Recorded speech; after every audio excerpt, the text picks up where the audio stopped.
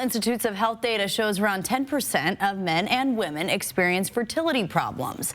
Fertility treatments can cost tens of thousands of dollars. But Washington lawmakers are considering requiring insurance companies to foot the bill. Albert James shows us why supporters say help is needed starting families and how much that could cost you.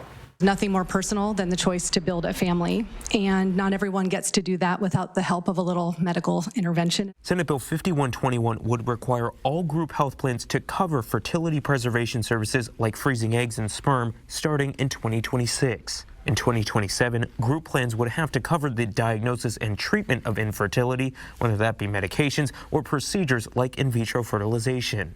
Medicaid would only have to cover fertility preservation services.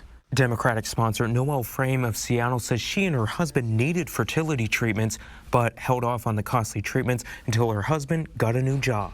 You shouldn't have to work for one of the largest corporations in the world to have the privilege of getting to build a family. We have not been able to go through IVF yet. Is that because of the cost? Absolutely. Maranatha Hay of Grace Harbor and her partner testified about their struggles in starting a family. She says an ectopic pregnancy made her no longer able to have children without IVF. While other states have required some sort of fertility coverage, she's worried change is coming to Washington too late, if not at all. Grains of sand are like slipping out of this hourglass. Every night I think about it. I think that it's one more day past the point that we're going to be able to have a family. And that's the reality.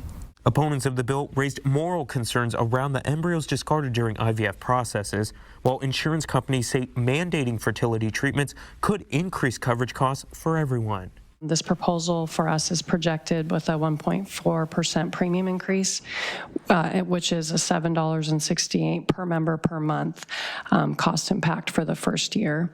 The primary driver of this higher cost is the increased likelihood of high-risk maternity and newborn care associated with fertility services. Hay and her partners say they pay insurance for things resulting from lifestyle and choices like treatments for smoking.